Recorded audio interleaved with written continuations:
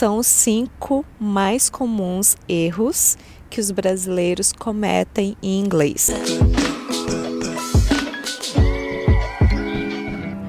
O primeiro deles é colocar no plural no masculino. Por exemplo, no português nós falamos irmã, irmão. Se você tem os dois, você tem irmãos, ou seja, vai para o masculino. Por exemplo, outro exemplo, pai e mãe. Quando vai para o plural, nós falamos pais. No inglês é diferente. Se você tem um irmão e uma irmã, você vai falar que tem siblings e não vai dizer brothers. Se você tem pai e mãe, você vai dizer que tem parents e não fathers, que seria pais no plural, mas não é esse o caso. O segundo erro que brasileiro comete bastante é a questão do TH, a pronúncia do TH. Tem gente que fala com som de F, como se fosse, por exemplo, a palavra thank you, fala thank you, ou então com T normal, thank you, que não é o caso também, ou então fala com som de S, thank you, que fica bem estranho também, mas na verdade nós falamos, não temos esse som no português, mas nós colocamos a língua entre os dentes para falar e fica thank you, thank you. Terceiro erro muito cometido pelos brasileiros é colocar i no final das palavras que não tem uma vogal, ou até mesmo no final das palavras que tem a vogal e. Por exemplo, nós temos a palavra milk, milk. Você não pronuncia milk, não é milk, não tem um i no final, não tem y no final, então é um K sem vogal nenhuma, então é o K seco, milk, milk. Outro exemplo que eu posso lembrar agora é a palavra hot, hot. Nós não falamos hot, ok? Não tem o i no final, e sim hot, hot. Se você quer falar hot dog, fica hot dog e não hot dog, ok? Então, tira esse e do final das palavras quando não tem uma vogal.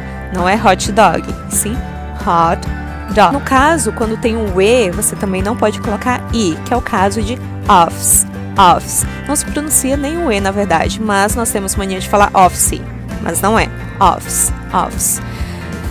Quarto erro muito comum de brasileiro é a questão do R. A gente pronuncia o R com o som deles de H. Por exemplo, se você quer falar house, vai ficar house porque é com H e não com R.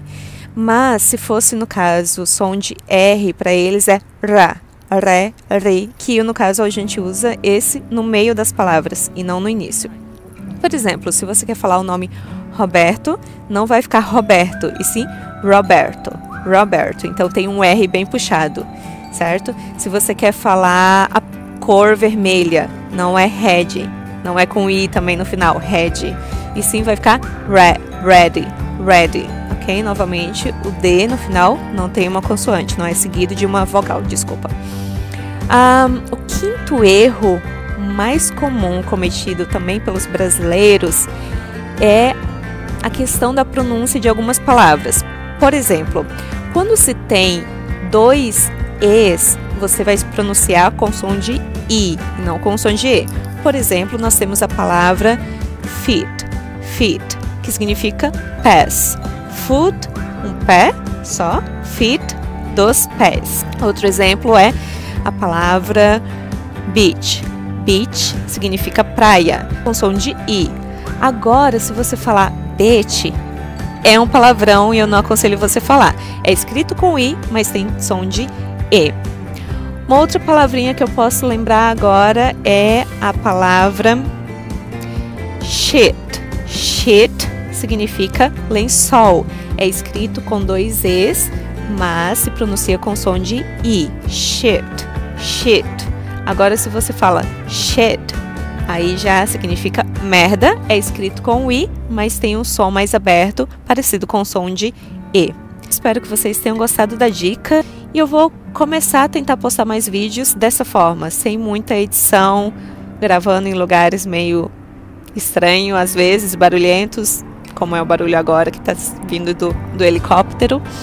mas vai ser dessa forma que eu vou, só dessa forma que eu conseguirei gravar para vocês, certinho?